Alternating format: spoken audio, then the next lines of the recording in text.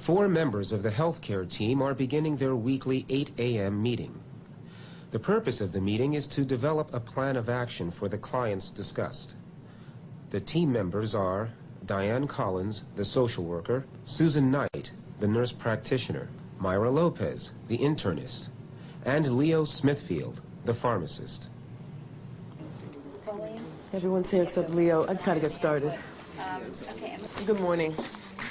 This morning we're starting with a patient, Mrs. Cuervo, 78-year-old widow who just came into the clinic for an evaluation. Dr. Lopez, would you present the case? Sure. Thanks for getting us started, Diane. I met with Mrs. Cuervo and her daughter-in-law last week. The daughter-in-law states that Mrs. Cuervo has had difficulty remembering things in the past. She further states that she has trouble remembering to take all of her medications. She finds her medications on the kitchen counter when she comes home in the afternoon. She says that this only happened once, but she does admit she's had trouble adjusting since the move a few months ago. She says she doesn't really feel like she's established a comfortable routine yet. Sorry I'm late, everybody. There's a line in the cafeteria. It's unbelievable. Hate long line. Remember over at West Haven, they had a coffee express line in. Okay, we really need to get started. We need to continue. Dr. Lopez? I brought extra hazelnut. Thank you. Mrs. Cuervo has been taking digoxin for 10 years after an episode of AFib and CHF. She also has a history of hypertension and must have been diagnosed as being hypothyroid. Thanks. Sometime in the past, because she is taking thyroxin. Her other meds include a laxative, an over-the-counter sleeping pill, and NSAIDs for her osteoarthritis. Susan, you saw Mrs. Cuervo. What were the results of the mental status exam? Okay, give me a moment here.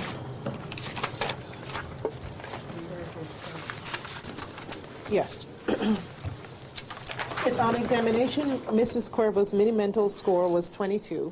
She knew the date, but she couldn't remember objects, and she didn't do simple math calculations. Her geriatric depression scale score was 9, which is just below the borderline. Her physical exam, including a neurological, was unremarkable, except for some mild edema in her feet. However, I think this lady could use a psych consult. Why don't you think I'm able to handle the mental status issues in this case? I've interviewed Mrs. Cuervo and also fully understand the family systems issues. I'm just saying that this lady's psychiatric condition should be assessed further. Well, I think I have a very good handle on the case. I'm also concerned about Mrs. Cuervo's possible depression. She was very tearful during the interview and stated she is worried about not having as much energy as she used to. I also found out that the son had started drinking heavily again, and the daughter-in-law is worried about becoming the primary caregiver to both her and the son. Mrs. Cuervo was widowed 10 years ago and has 3 children. She currently lives in a small apartment with her son and daughter-in-law. Before moving here from North Dakota, she lived alone in a small apartment. She says she preferred to be on her own again, but is worried about not being able to handle it financially, as the apartments here are so much more expensive. Her son and daughter-in-law encouraged her to move in with them after she slipped on ice last winter and sustained a Colles fracture. Now, she can do most of her ADLs, except she does have trouble with bathing. Because the tub in the son's apartment is so small. Mrs. Cuervo likes to burn small candles in memory of her husband. She's a devout Catholic.